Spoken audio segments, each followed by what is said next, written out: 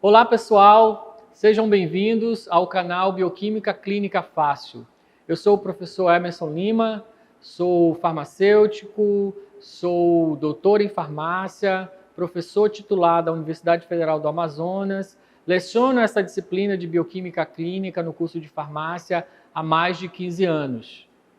Esse canal ele foi criado para você que é aluno de farmácia, de biomedicina, você que é aluno de biologia, que gosta da área de análises clínicas, ou você que é profissional da área, que queira se atualizar, que esteja estudando para um concurso. Nós criamos então essas aulas com conteúdos ligados à área de análises clínicas, com um conteúdo bem atualizado, bem didático, para que você possa então estar atualizado sobre o que de moderno há na área de laboratório de análises clínicas. Se você gostou da ideia, tem gostado das aulas, não se esqueça de se inscrever no canal, de deixar um like, de comentar se você tem alguma dúvida, se você tem alguma pergunta, você pode fazer comentários e a gente responde quando necessário. Também compartilhe com seus amigos e não se esqueça de ativar o sininho para receber notificações do YouTube quando postarmos novos vídeos. Vamos à aula de hoje. Olá pessoal, sejam bem-vindos a mais uma aula do canal Bioquímica Clínica Fácil. Na aula de hoje, o tema vai ser diabetes. Nós vamos falar sobre marcadores laboratoriais do diagnóstico do diabetes, vamos discutir um pouco sobre fisiopatologia do diabetes e vamos também apresentar para vocês, no final da aula, alguns casos clínicos de diabetes. Então, você que quer aprender um pouco mais sobre esse tema, fique conosco até o final da aula.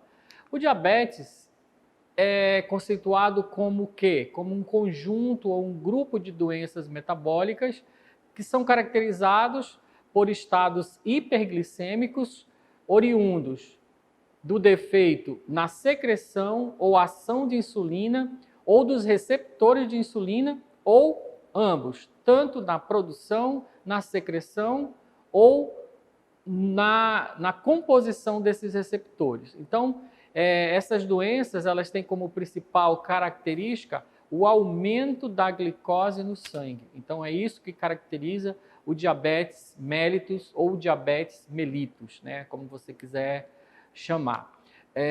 Qual a importância dessa doença? Essa doença ela vem ganhando importância mundial, é um grande problema de saúde pública.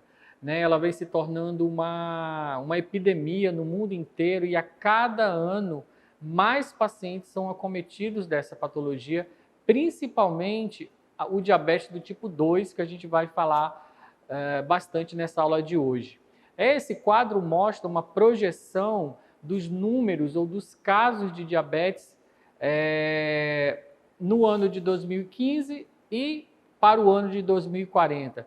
A gente pode observar aqui que a China, por ser o país mais populoso, ele vai chegar até quase 170 milhões de indivíduos com diabetes. O Brasil pode chegar em 2040 com 25 milhões de indivíduos com diabetes. Então, o mundo inteiro tem se preocupado com essa doença, tem se preocupado com as causas dessa doença, tem se preocupado com o tratamento dessa doença e também com o diagnóstico dessa doença, que é o tema da aula de hoje. Então, hoje a gente vai fazer uma pequena revisão sobre alguns conceitos básicos, mas não é o objetivo principal da aula, onde a gente vai se debruçar mais sobre os marcadores laboratoriais, os marcadores de diagnóstico da doença, o que se tem de mais atualizado nessa área do diagnóstico. Então, é isso que a gente vai comentar nessa aula de hoje. Então,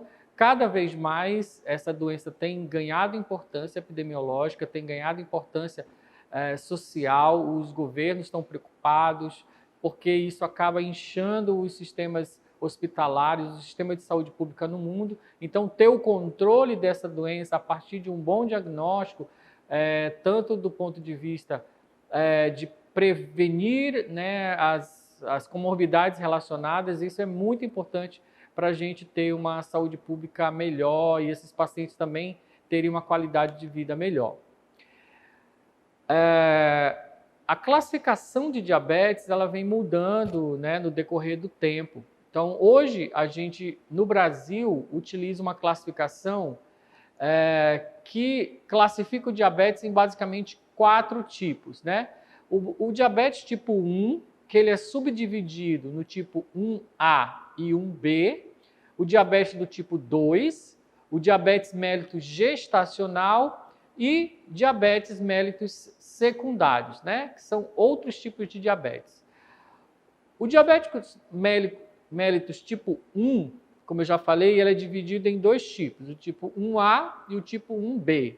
O tipo 1A é aquele que se dá por uma deficiência de insulina, por destruição autoimune, ou seja, você tem a presença de autoanticorpos contra as suas células beta, que são aquelas células do pâncreas que produzem insulina, né? Então, esses indivíduos do tipo 1A, eles são indivíduos que têm anticorpos capazes de destruir essas células secretoras de insulina. O tipo 1B são os indivíduos que também têm uma destruição de células beta, mas que a natureza dessa destruição, a causa dessa destruição é desconhecida. Normalmente, esses indivíduos não têm os anticorpos, os autoanticorpos circulantes. Por isso, eles são classificados do tipo 1B. Esses indivíduos, normalmente, o diabetes ocorre na primeira infância, na juventude, né? É chamado de diabetes juvenil. Então, pode acontecer já no início da adolescência ou até mesmo na infância. Nós vamos falar um pouco mais à frente de algumas características desse tipo de diabetes. O tipo 2 é o diabetes relacionado a uma perda progressiva da secreção de insulina combinada com resistência insulínica. Então, você tem uma dificuldade na produção de insulina, em muitos casos, ou às vezes não é na produção de insulina, mas é na capacidade dessa insulina de fazer o seu papel junto aos tecidos, que é chamado de resistência insulínica. O diabetes mellitus gestacional é aquele estado hiperglicêmico que ocorre exclusivamente no período gestacional. Então, a mulher é normal, né, não diabética, quando ela engravida, ela começa a desenvolver, então, um estado hiperglicêmico, que quando o bebê nasce, normalmente esse estado hiperglicêmico ele cessa. Então, este caso é o caso que é diagnosticado como diabetes gestacional, tá bom? Aquele diabetes que ocorre exclusivamente no período da gestação. E existem outros tipos de diabetes, por exemplo, alguns diabetes, por exemplo, relacionados a alterações genéticas monogênicas, como o diabetes do tipo MOD, né? Então, ele nem é diabetes tipo 2, nem é diabetes do tipo 1. São outros casos causados por alterações genéticas em alguns genes que levam o indivíduo a ter um estado hiperglicêmico. Às vezes, esse estado hiperglicêmico ele é leve, moderado ou grave, dependendo do tipo de diabetes. O diabetes neonatal, que ocorre em recém-nascidos, o diabetes que pode ser secundário a uma doença hormonal, a uma doença do pâncreas exócrino, uma inflamação, por exemplo, no pâncreas, a algumas infecções, ao uso de medicamentos, né? Então, são diabetes secundários que ocorrem não por um defeito na secreção de insulina, mas devido, por exemplo, ao uso de uma droga, de um medicamento. Então, isso também é caracterizado. Então, esses são os tipos principais. Lembrando que os 2 tipos principais e os mais conhecidos são o diabético tipo 1 e o diabético tipo 2, né? Tipo 1 dividido em tipo 1A e 1B. Então, esse tipo 1, ele resulta primariamente da destruição das células betas pancreáticas. Esses indivíduos, eles têm tendência a uma cetoacidose. O que é isso? Acho que a gente lembra lá da bioquímica básica, né? Essas cetoses, essas cetonas, elas são produzidas no sangue a partir da não utilização da glicose como fonte de energia. Então, esses indivíduos, como eles não conseguem utilizar a glicose como fonte de energia, eles acabam utilizando o quê? Os lipídios. E o produto da utilização dos lipídios como fonte de energia são os corpos cetônicos. Esses corpos cetônicos têm caráter ácido e causam, então, esse fenômeno chamado de cetoacidose diabética, no caso do indivíduo ser diabético. Então, o indivíduo tipo 1, como ele não consegue produzir insulina, ele tem crises, né, hiperglicêmicas causadas por essa ausência de insulina, e esses indivíduos, então, podem levar a um estado de acidose diabética chamado de cetoacidose diabética. Uma outra característica desses indivíduos é a presença de autoanticorpos, né, naquela classificação tipo 1A, que é devido à presença desses autoanticorpos que destrói as células betas. Quando em torno de 90% dessas células são destruídas, o indivíduo, ele então começa a sentir sintomas. Lembrando que, em geral, a criança ela não nasce diabética, né? Ela vai desenvolver isso no decorrer da vida dela. Então, ela pode ter, normalmente se sabe que existe um gatilho, né? Em algum momento da vida dessa criança, ela pode desenvolver um resfriado ou pode desenvolver algum gatilho imunológico que leva à destruição dessas células beta. O início do diabetes tipo 1, ele é rápido, é insidioso. Em questões de semana, a criança pode desenvolver sintomas e ser caracterizado, então, como diabético tipo 1, né?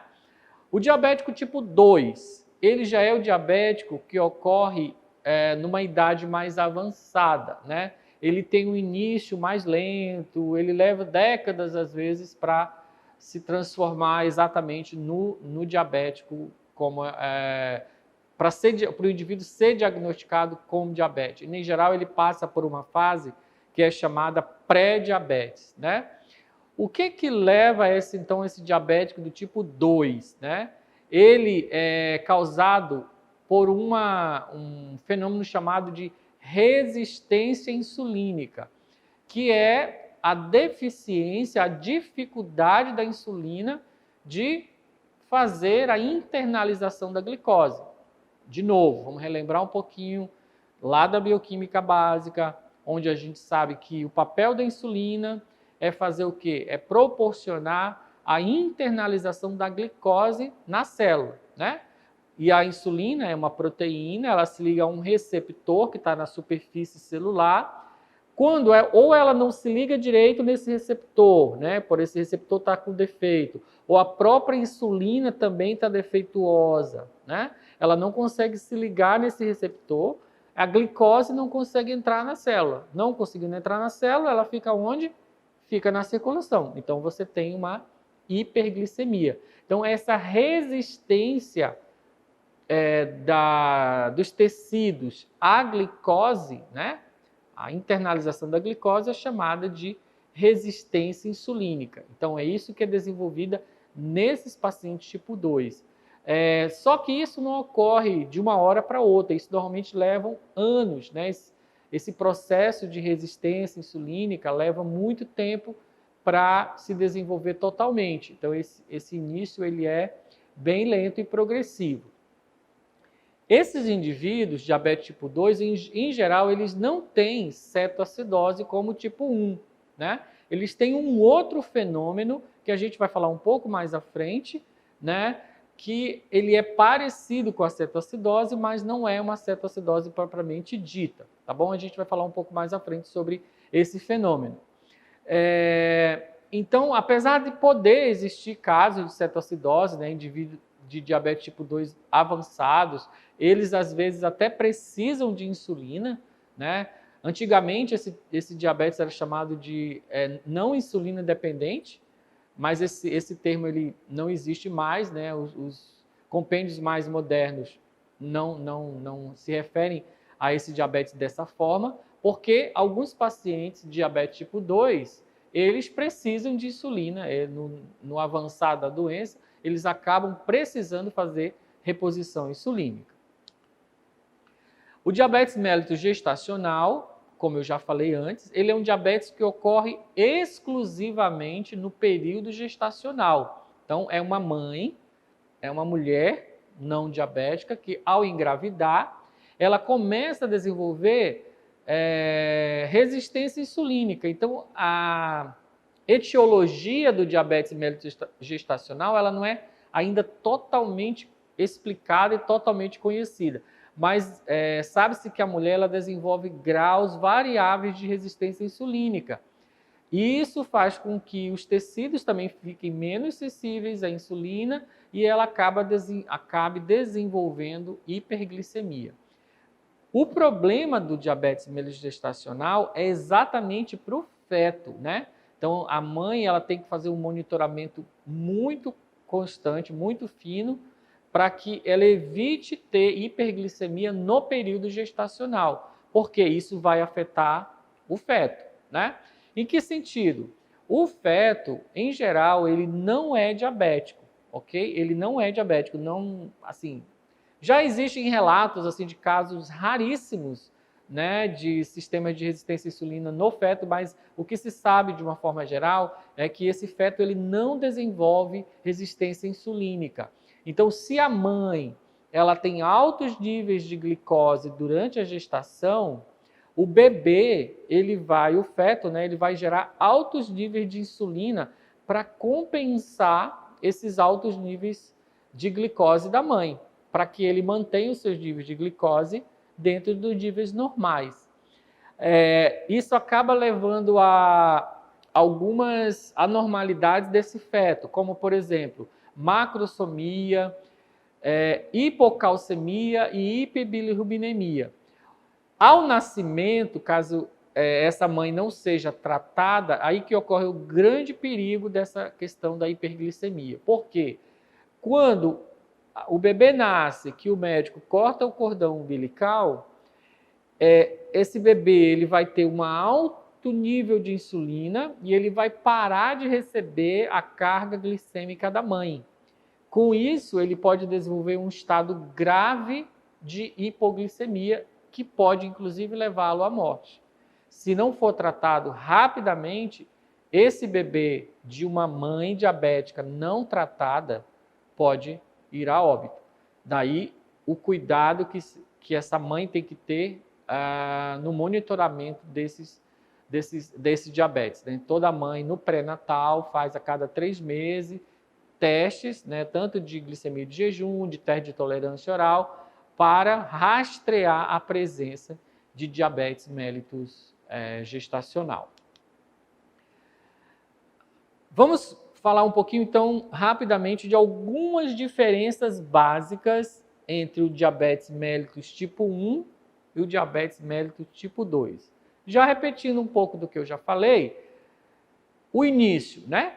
No diabetes mellitus tipo 1, esse início é agudo e sintomático, né? A criança, ela está bem, de um momento para outro, de uma semana para outra, ela começa a ter dor de cabeça, ela começa a ter desconforto, às vezes vômitos, náuseas.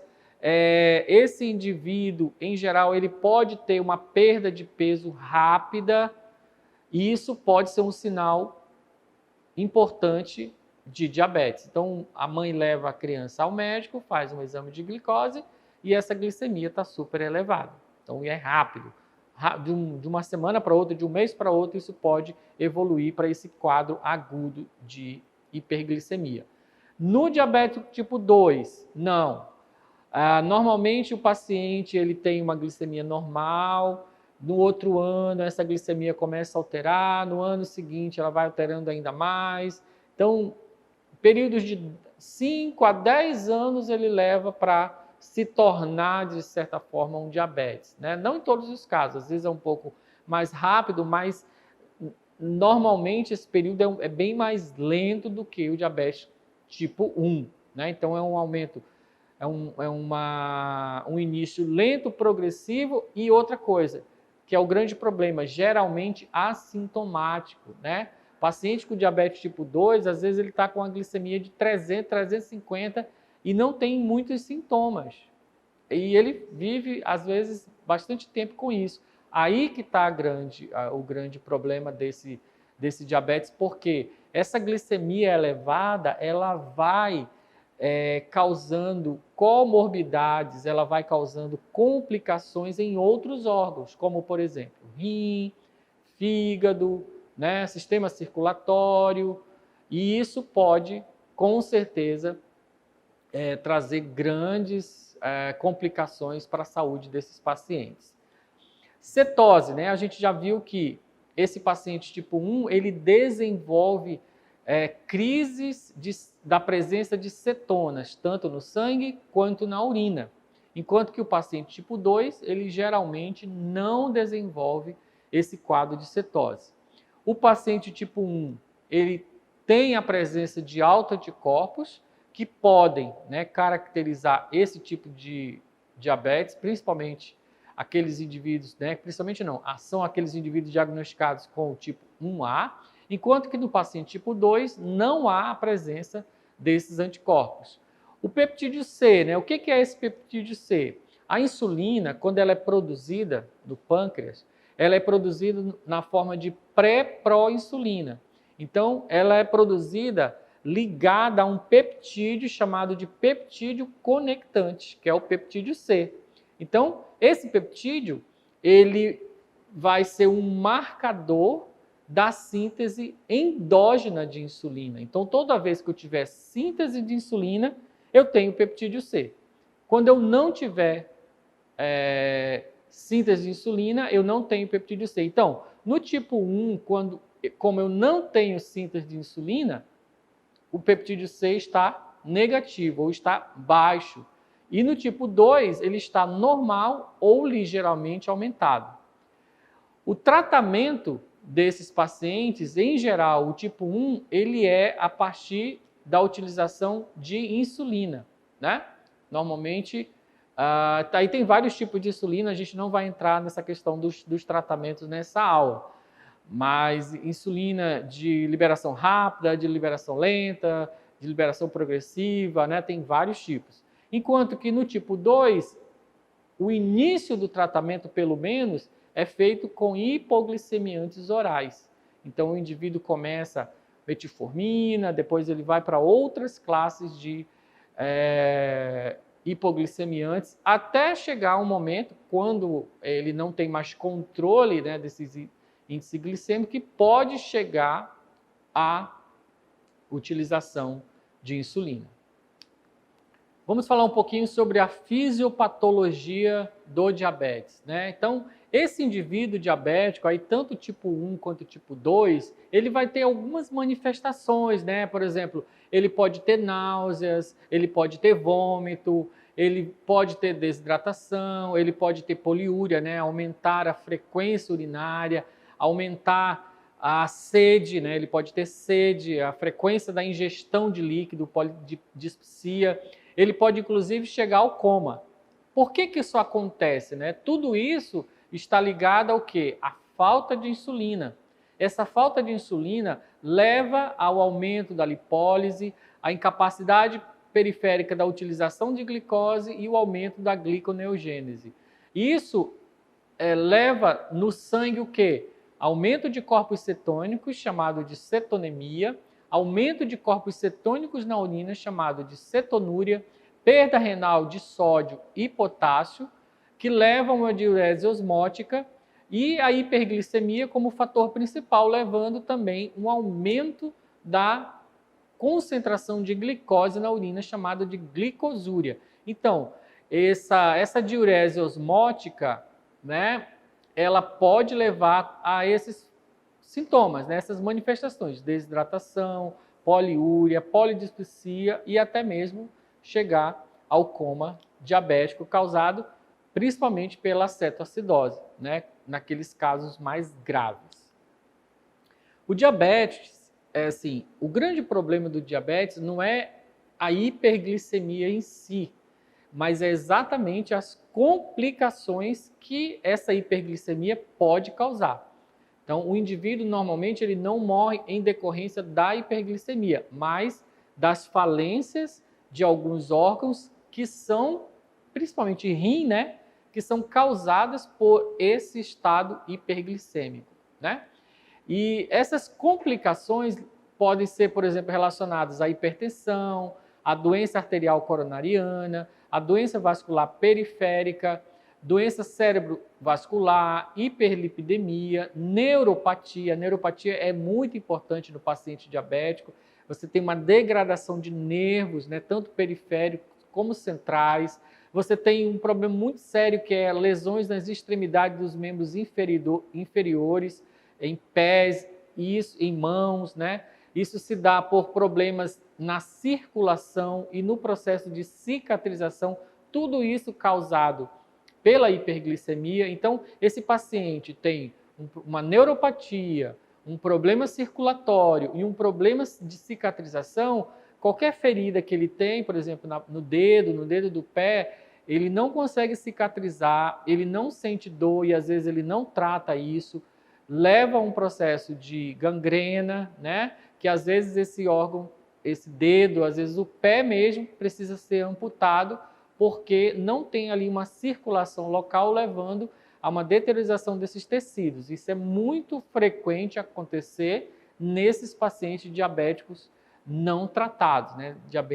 Pacientes onde a glicemia não é controlada. Existe uma outra situação que a gente deve falar numa aula mais à frente, que é a síndrome metabólica, né? Quando esses indivíduos de resistência insulínica, que têm resistência insulínica, eles acabam desenvolvendo obesidade abdominal, eles acabam desenvolvendo uricosúria, hiperlipidemia, dislipidemia, e isso que caracteriza hipertensão, né? Isso caracteriza a síndrome metabólica, mas isso vai ser tema de uma aula no futuro. Como eu já expliquei para vocês, no diabético tipo 1, uma das principais complicações é a cetoacidose diabética, né?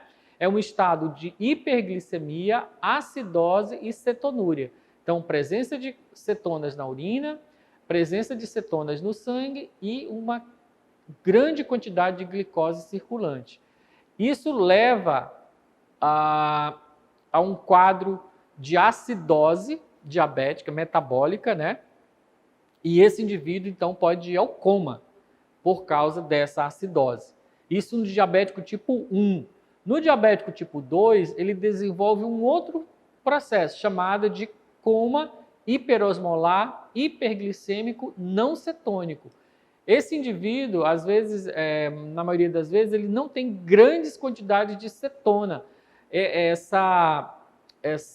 Esse coma hiperosmolar é simplesmente pelo aumento da quantidade de glicose na circulação. Por isso, a hiperosmolaridade, né, do plasma, que ela é exatamente medida a partir da concentração de glicose circulante. Então, no diabético tipo 2, uma das principais complicações é exatamente esse coma hiperosmolar não cetônico devido à presença de glicose em grande concentração. Esses indivíduos podem desenvolver acidose lática.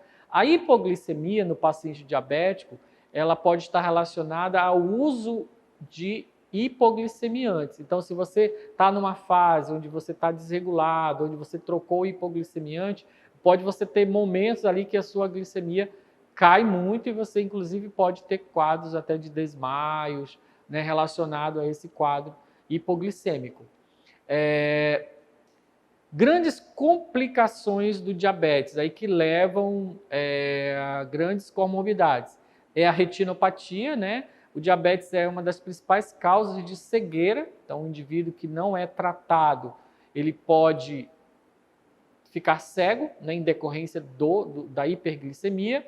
E a nefropatia, né? O rim, ele é um órgão vital nosso. Então, ele faz a filtração, né, do sangue, e com o aumento dessa glicose circulante, é como se você estivesse sobrecarregando esse sistema renal. E ele, com o tempo, ele começa a ter falência.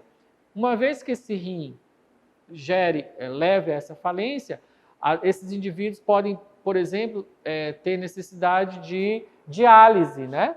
De receber diálise e, em geral, quando esse rim entra em falência, você não consegue mais recuperar. O indivíduo vai só degenerar e ele pode, inclusive, morrer por falência renal. Existe um teste que a gente vai comentar um pouquinho mais à frente que consegue monitorar esse dano renal precoce, que é o teste da microalbuminúria, tá bom? A gente mais à frente vai falar um pouquinho sobre esse teste.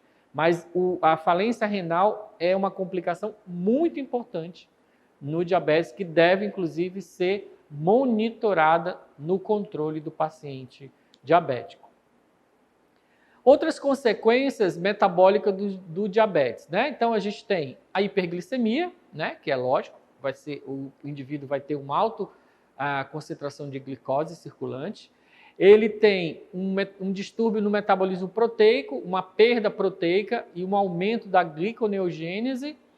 Ele pode ter um estímulo à lipólise, ou seja, a quebra de lipídios, porque ele não consegue utilizar a glicose como fonte de energia, então ele vai ter um aumento da lipólise e uma liberação de ácidos graxos livres. Isso pode ter relação com alguns outros fatores que a gente vai falar numa aula específica sobre síndrome metabólica, por exemplo, a gente vai falar um pouco depois. Esse indivíduo, ele tem normalmente uma hiperpotassemia. A hiperpotassemia pode estar relacionado à fabricação, à criação, à síntese de corpos cetônicos dentro da célula, uma vez que esses corpos cetônicos eles têm característica ácida, esse H+, que é produzido dentro da célula, expulsa o potássio para fora da célula e esse indivíduo, então, tem um aumento do potássio circulante. Ele tem uma hiperfosfatemia, isso pode estar relacionado também à troca no sistema renal, que a gente vai falar também numa aula posterior sobre equilíbrio hidroeletrolítico. Ele tem distúrbio no metabolismo ácido básico, eu já comentei um pouco da cetoacidose diabética, e também perda, né, de sódio na urina e, consequentemente, no plasma, levando o indivíduo a hipornatremia. Então, nós vamos chegar aqui no que a gente se propõe na aula de hoje, que são os ensaios para o diagnóstico do diabetes, né? O que a gente tem hoje de testes utilizados na rotina laboratorial para o diagnóstico do diabetes? Basicamente, nós temos 4 testes, né?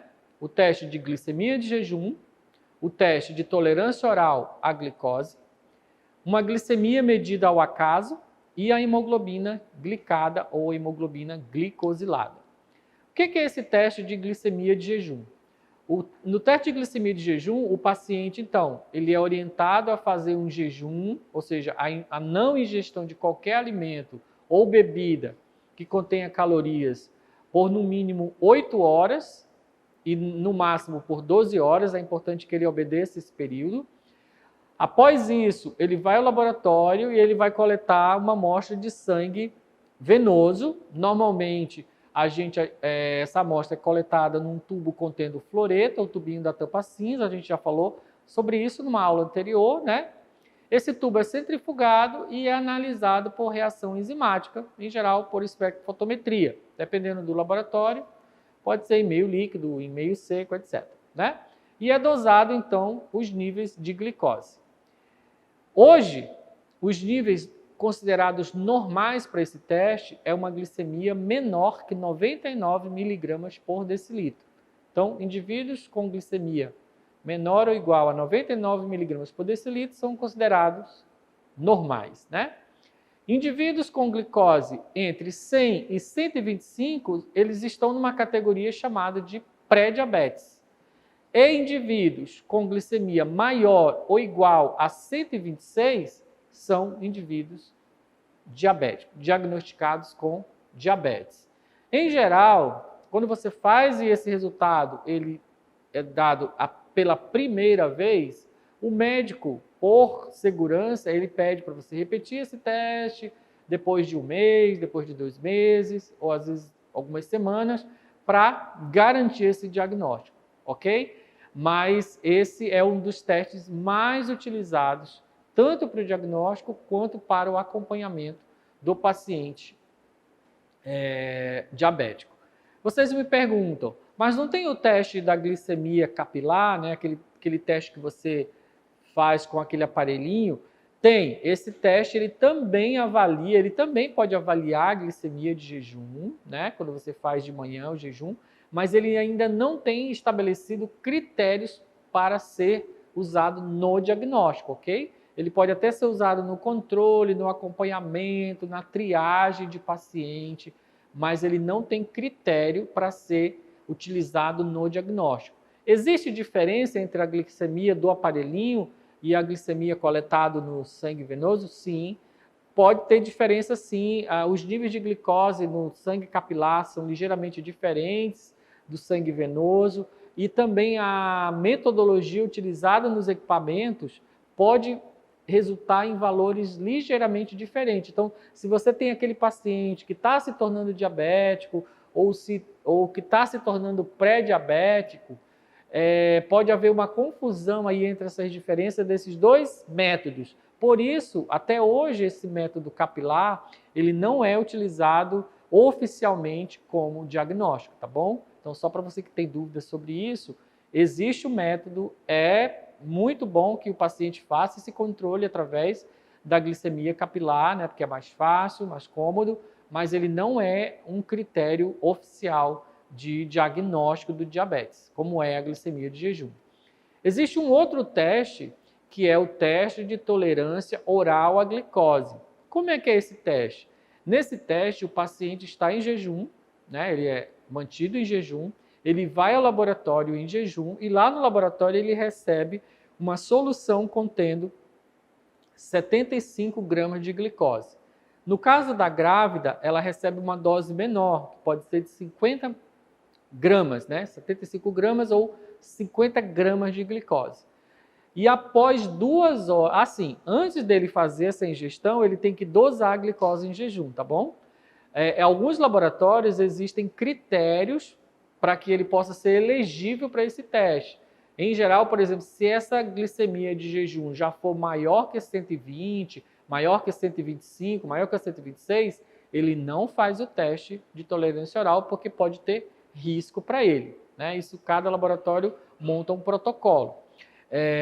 Então, após 2 horas que ele ingeriu essa glicose, essa solução de glicose, ele refaz novamente o teste, dosando essa glicose, né? O que você quer ver aí? Exatamente a capacidade do organismo de retirar essa glicose da circulação. Através do quê? Através da ação da insulina. Então, nesses indivíduos, principalmente tipo 2, que tem resistência insulínica, ele tem mais dificuldade de retirar essa glicose circulante. E aí, quais são a interpretação do resultado? No indivíduo normal, esse valor, após 2 horas, deve ser menor que 140 miligramas por decilitro. Se ele tiver um valor entre 140 e 199, ele é considerado intolerante à glicose. Ou ele está naquela categoria de pré-diabetes. E se ele tiver uma glicemia maior que 200, ele é considerado já diabetes a partir desse teste de tolerância oral. Existe também, o médico ele pode solicitar a qualquer momento a glicemia, que é chamada de glicemia ao acaso. A qualquer momento, se a sua glicemia for acima de 200, você é diabético, ok? Então, mesmo um indivíduo se alimentando de uma carga grande de glicose, um indivíduo normal, em geral, a glicemia dele nunca ultrapassa 180 miligramas por decilitro no sangue. Até porque esse é o limiar renal, ok? Então, a partir desse valor de 180 miligramas por decilitro, o rim ele perde a capacidade de reter essa glicose a nível de túbulos, de reabsorver essa glicose a nível de túbulos. E aí essa glicose passa a sair na urina. Antecipando um pouco o que a gente vai falar lá na frente, o indivíduo normal que não é diabético ou que não tem uma doença renal, ele não excreta glicose na urina. Então a urina dele não tem glicose. Então a não ser que essa concentração de glicose ultrapassa esse limiar renal, que é de 180 miligramas por decilitro, ok? Então, essa glicemia ao acaso, ela também pode ser utilizada como um critério de diagnóstico. Se essa glicose for maior que 200, em qualquer medida, ele pode ser considerado diabético. Existe uma dúvida, né, muita gente tem, sobre a curva glicêmica, né? Qual a diferença da curva glicêmica com teste de tolerância oral? A curva glicêmica, até hoje, ela é utilizada ainda também. A diferença é que o paciente ele vai receber aquela ingestão de glicose, né, de 75 gramas de glicose, ele vai ser dosado a glicose dele no tempo 0, 30, 60 e 120. Por que 120, né? 120 é porque é o tempo que a glicemia demora para ser metabolizada no indivíduo normal, tá bom?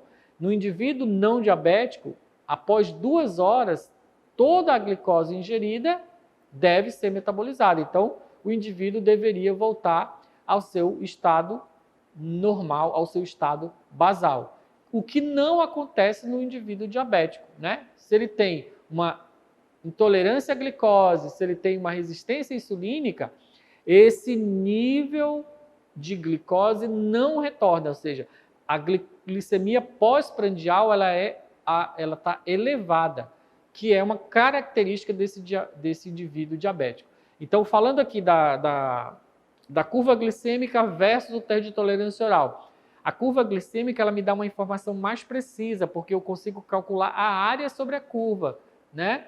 Só que ela é mais dolorosa para o paciente, ele tem que coletar 4 vezes, né? 0, 30, 60, 120. Por isso, até por isso, foi estabelecido apenas o teste de 2 horas como um critério de diagnóstico. Mas se o médico solicitar, você deve sim fazer o teste de curva glicêmica, coletando nos tempos 30 e 60, além do 120, tá? Ele dá uma informação um pouco melhor a respeito de como o paciente está internalizando essa glicose. Existe um quarto teste aí para diagnóstico, né, que é o ultimamente utilizado, que é o teste da hemoglobina glicada. O que é essa hemoglobina glicada? Então, as proteínas, elas podem sofrer glicação espontânea.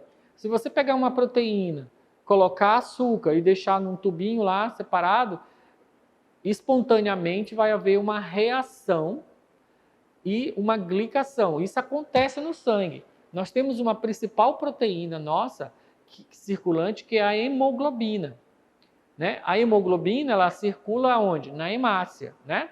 Essa hemácia ela é produzida lá no pâncreas e ela tem uma meia-vida aí em torno de 120 dias entre ela nascer e ela ser degradada.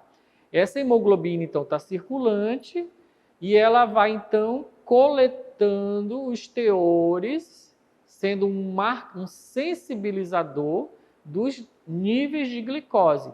Toda vez que os níveis de glicose aumentam, aumenta a fração glicada da hemoglobina.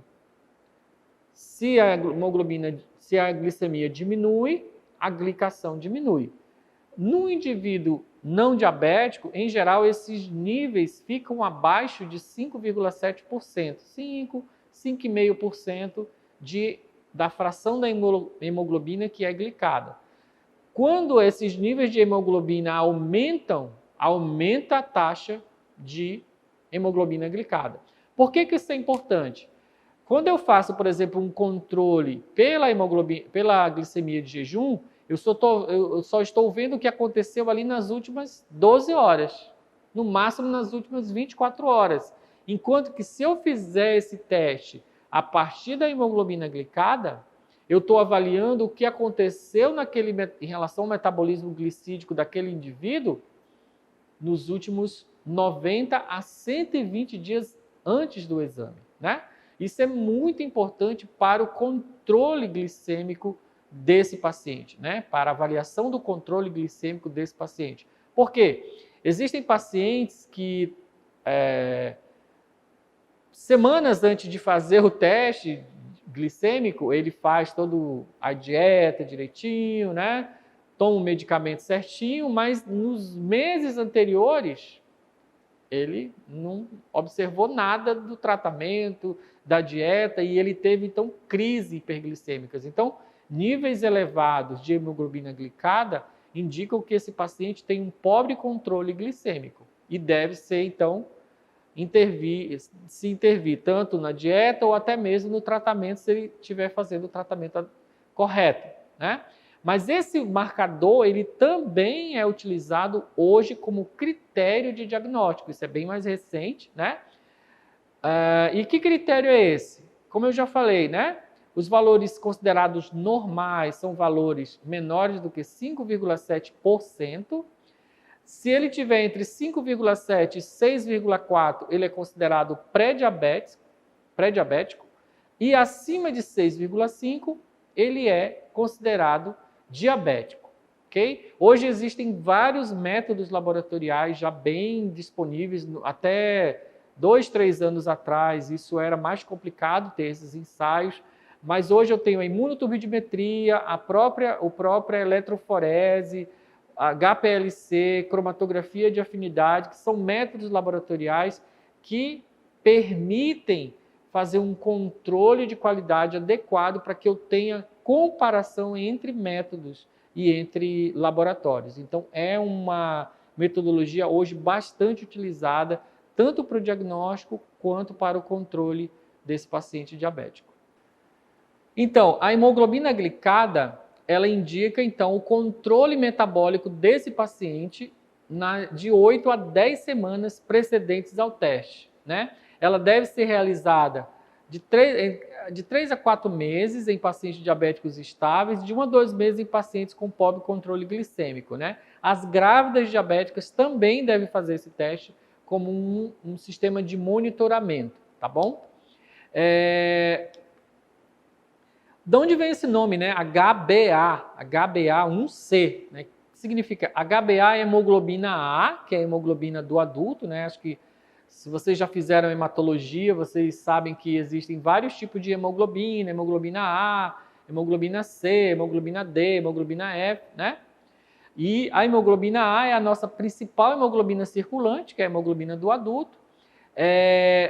E a fração A1C é porque você tem a ligação de um resíduo de glicose na cadeia beta da hemoglobina, tá? E daí vem esse nome, HbA1c, né? Essa hemoglobina, então, a hemoglobina glicada, ela vai refletir aí a glicemia dos últimos 3 a 4 meses.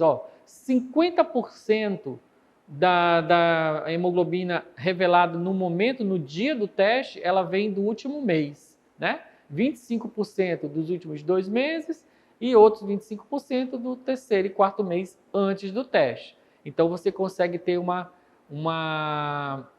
espelho bem interessante de como que anda o controle glicêmico desse paciente. O que é interessante dessa hemoglobina, desse marcador, é que ele pode ter uma relação muito importante com as complicações do diabetes, né? As complicações microvasculares e outras complicações. E assim, esses níveis de hemoglobina, eles se relacionam muito diretamente aos níveis glicêmicos. Por exemplo, para uma hemoglobina de 7, em geral, eu tenho uma glicemia de 170, uma glicemia média de 170. Para uma hemoglobina de 10, eu teria uma glicemia média, por esse estudo aqui do DCCT, de 275. Então, ela se correlaciona com esses níveis glicêmicos de uma forma muito, muito direta. Aqui, esse estudo mostra uma relação entre os níveis de hemoglobina glicada com o risco relativo do paciente desenvolver retinopatia, nefropatia, neuropatia e o aumento da microalbuminúria, que é um marcador de dano renal. Então, olha, você vê que uma hemoglobina glicada de 10, ela vai aumentar aí, 5 vezes o risco desse paciente ter o quê? Nefropatia. Então, você tem que, como paciente diabético, um dos principais objetivos da terapia diabética do paciente diabético é manter esses níveis de hemoglobina glicada abaixo de 7, para que você evite o risco dessas complicações. Nesse outro estudo aqui, ele mostra, por exemplo, a relação da hemoglobina com infarto, com amputações, né? Com problemas microvasculares, mostrando que à medida que você reduz os níveis de hemoglobina glicada, você reduz o risco relativo dos indivíduos diabéticos de desenvolverem essas complicações. Então, é um fator muito importante de ser controlado a hemoglobina glicada. Então, é um dos objetivos da terapia hipoglicemiante controlar esses níveis glicêmicos, né? Tem uma parte dessa aula, né, dessa fisiopatologia, que são os produtos avançados de glicação, que a gente não vai entrar aqui, que são testes mais relacionados, especializados, mais voltados a quem trabalha com pesquisa nessa área. Quem sabe no futuro a gente grava também uma aula e eu passo para vocês um pouco sobre esses produtos avançados de glicação, que têm relação também com essa hemoglobina glicosilada e essas complicações de paciente diabético, né? Tem alguns problemas relacionados à dosagem dessa hemoglobina glicada. Por exemplo, anemia hemolítica. O paciente que tem anemia, né? Então os níveis de hemoglobina vão estar baixos e, consequentemente, a hemoglobina glicada vai estar baixa. Estados hemorrágicos, né? Grandes quantidades de vitamina C e vitamina E podem induzir a estados facilmente diminuídos por inibir a glicação da hemoglobina. Então, acaba que aquela relação da hemoglobina não está totalmente diretamente relacionada aos níveis glicêmicos. Se o indivíduo, por exemplo, faz uma reposição de vitamina E ou de vitamina C, isso pode levar a um resultado facilmente elevado. Outras complicações, como aumento de triglicerídeo, bilirrubinemia, uremia, né, pode produzir resultados facilmente elevados. Pacientes que têm variantes de doença da hemoglobina, isso não é pouco, olha, nos Estados Unidos são mais de 700 tipos, né, de variantes de hemoglobina. Nos Estados Unidos, 150 mil pessoas têm essas doenças. Então, nesses indivíduos, esse teste não funciona tão bem. Se você tem uma anemia falciforme ou qualquer outra variante que altere a hemácia ou a hemoglobina. Então, você não tem como ter uma confiabilidade no resultado da hemoglobina glicada nesses pacientes. Então, para recapitular, né? Critérios de diagnóstico para o diabetes. Então, eu tenho teste de tolerância, glicemia de jejum, teste de tolerância oral, glicemia ao acaso e hemoglobina glicada. Valores normais, pacientes que têm glicemia menor que 100, uma teste de tolerância oral menor que 140 e a hemoglobina glicada menor que 5,7. Indivíduos que são pré-diabéticos ou com risco aumentado para o diabetes, são aqueles pacientes que têm glicemia de jejum entre 100 e 126, um teste de tolerância oral entre 140 e 200 e uma hemoglobina glicada entre 5,7 e 6,5. Pacientes diabéticos, né, já com diabetes estabelecido, a glicemia é maior que 126, maior ou igual a 126, o teste de tolerância oral é maior que 200, ele também tem uma glicemia ao acaso maior que 200 em qualquer momento, né? E a hemoglobina glicada dele é maior que 6,5. Isso é o que se usa atualmente no Brasil como critério para o diagnóstico do diabetes, né? O sistema adotado pela Sociedade Brasileira de Diabetes.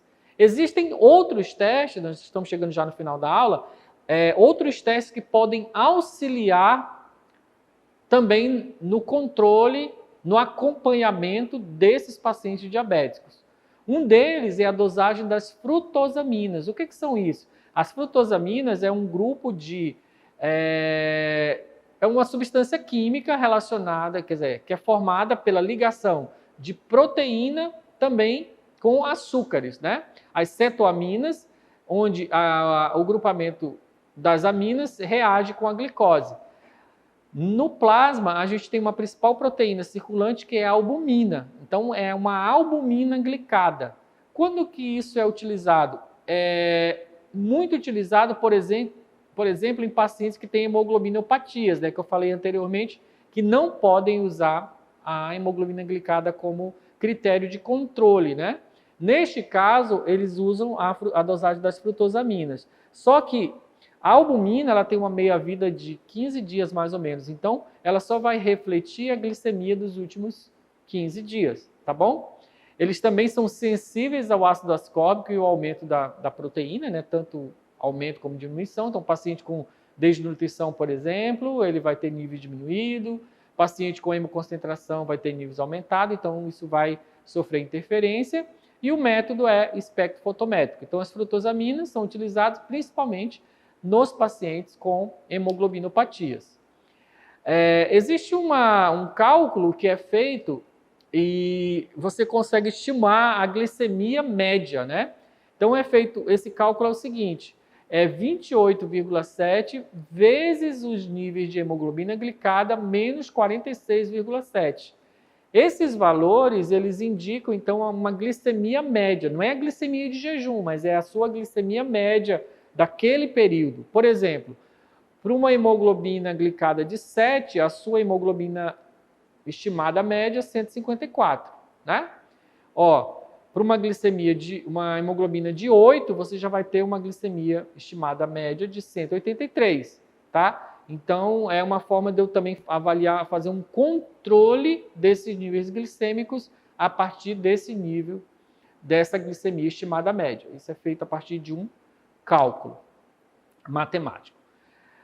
Um outro exame que é muito utilizado no controle do paciente diabético pode ser a proteinúria, né, que ela é menos sensível para detectar uma lesão renal. E um teste mais sensível é a microalbuminúria. Normalmente a gente não excreta proteína na urina, ok? Normalmente a gente não excreta proteína detectável na urina. Isso eu vou explicar numa aula mais à frente, esse detalhe. Mas nos testes convencionais, esses níveis de proteínas dão negativo, apesar da gente excretar uma certa quantidade de proteína.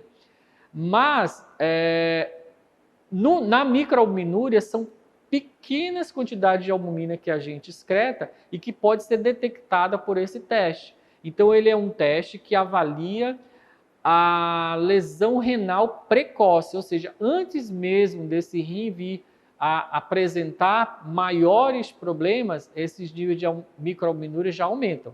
E aí, eu tenho que controlar aqui a glicemia para controlar esse aumento de microalbuminúria, ok? Esse teste também é recomendado para grávidas, né? Relacionado àquele problema que eu falei da hiperglicemia, tanto para o recém-nascido quanto para a mãe, né? O peptídeo C, o que é? Eu já expliquei um pouquinho antes, né? O peptídeo C é um metabólito, é uma substância que é produzida junto, o peptídeo, né? Que é produzido junto com a insulina e ele é então um marcador dos níveis da produção endógena de insulina. Então, ele é usado até para fazer diagnóstico diferencial do tipo 1 para o tipo 2, né? O tipo 1, como não tem produção de insulina, não tem peptídeo C, ou os níveis de peptídeo C estão diminuídos. No tipo 2, em geral, em muitos pacientes eu tenho até um aumento dessa produção de insulina, consequentemente, os níveis de peptídeo C estão normais ou aumentados. Então, ele pode servir também como uma forma de eu avaliar, por exemplo, no caso de transplante de pâncreas, eu posso, por exemplo, monitorar a eficácia desse transplante pelo aumento do peptídeo C, né? Que indica que a insulina está sendo produzida. Os autoanticorpos é uma outra forma de eu também diferenciar o tipo 1 do tipo 2, né?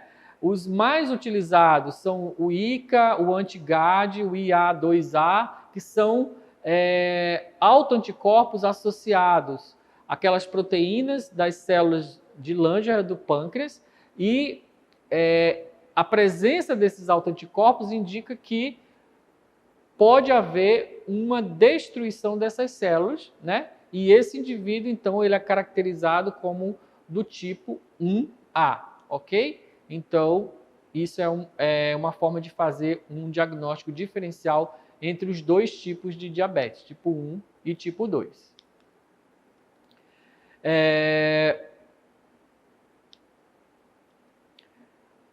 Existe também uma forma de eu avaliar a resistência insulínica, né, que é um dos critérios para diferenciar o diabetes tipo 2. Nesse caso, alguns médicos utilizam através do cálculo de um índice chamado de ROMA.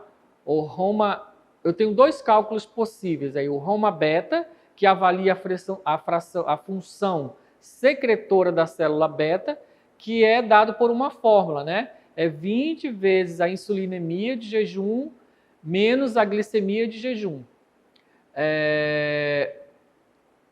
Que é dada em milimol por litro, menos 3,5. Na verdade, a insulinemia dividido pela glicemia, menos 3,5. E o ROMA-R, que avalia a resistência insulínica, que é dado pela insulina de jejum, multiplicado pela glicemia de jejum, dividido por 22,5. Então, através desses cálculos e pelos valores de referência, você pode indicar se esse ROMA beta e o ROMA-R está diminuído, normal ou elevado, indicando se esse indivíduo está sobre um estado de resistência insulínica, tá bom? Então, isso é uma outra forma também de eu avaliar a presença ou não dessa resistência insulínica nesse paciente. Um paciente, por exemplo, chega com uma crise diabética ou com uma suspeita de uma crise diabética num pronto atendimento, né? Você é o responsável ali na equipe médica. Quais exames ele pode ser feitos desse paciente para eu caracterizar essa crise diabética? Primeiro, a glicose, é claro, né? Eu vou dosar a glicose no sangue, na urina, aí nesse caso pode até ser mesmo a glicemia capilar, para eu rapidamente, que eu tenho que fazer uma intervenção bem rápida, né? Essa glicemia foi acima de 200, aí ele já, com certeza, está caracterizado como uma crise diabética, em muitos casos. Pode também ser solicitado a glicose na urina e a presença de cetonas, tanto no sangue quanto na urina. Esse paciente deve ser submetido a uma gasometria, porque ele vai avaliar o estado do ácido básico, se ele está numa acidose, né?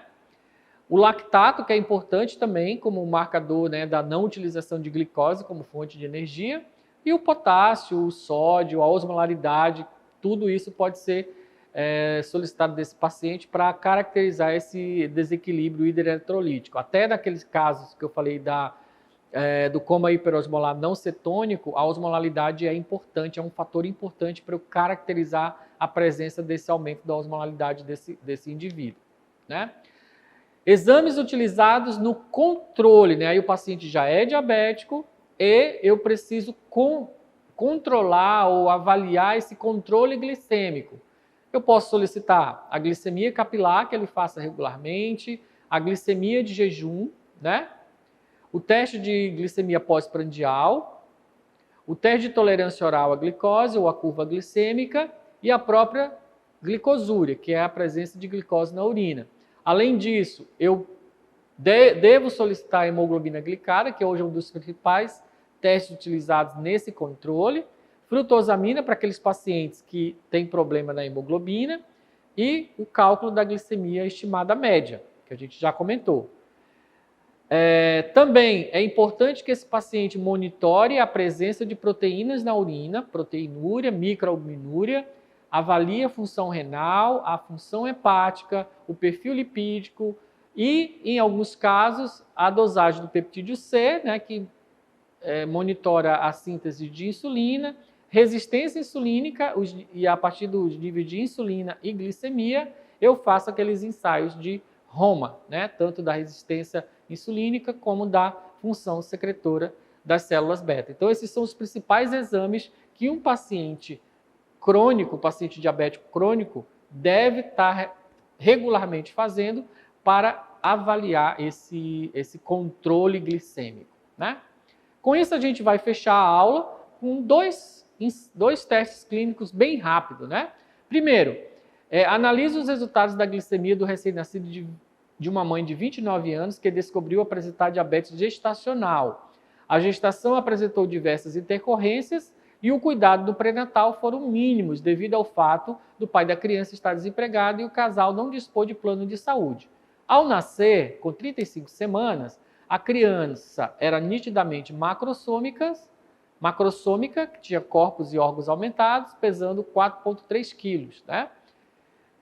Então, essa criança apresentou um hematócrito de 63 e uma glicemia de 20 miligramas por decilitro, que é baixa, né? Bem baixa. Mesmo para o recém-nascido, essa glicemia é baixa.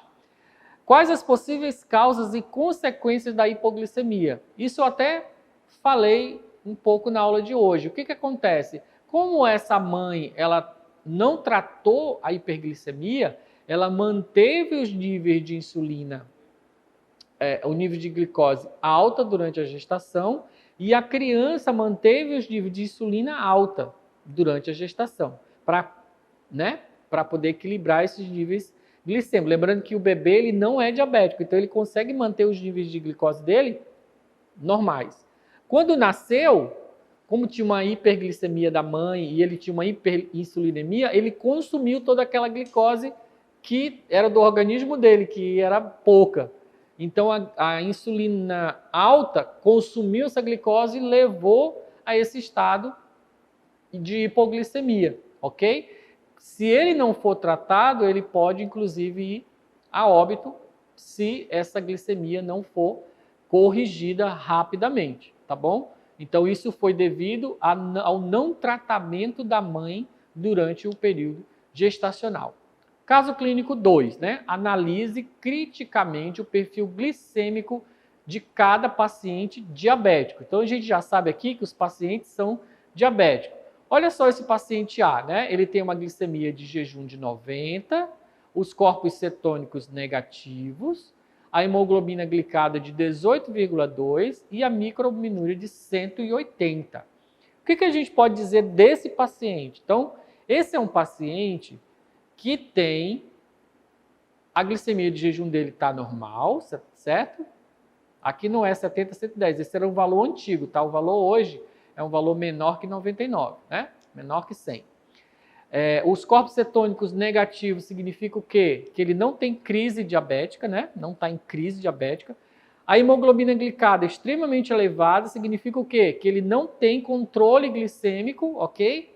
E a microalbuminúria de 180 significa que ele já tem uma lesão renal precoce instalada. Então, esse é um paciente diabético com pobre controle glicêmico. Devido ao quê? Ao fato dele ter uma hemoglobina glicada aumentada e uma microalbuminúria aumentada. Paciente B é um paciente que tem uma glicemia de jejum de 200, ele é positivo para corpos cetônicos, 3 cruzes, uma hemoglobina glicada de 8 e uma microalbuminúria de 10. Ele tem uma hiperglicemia, ele tem corpos cetônicos aumentados, então isso aqui é um indicativo que ele está numa crise diabética.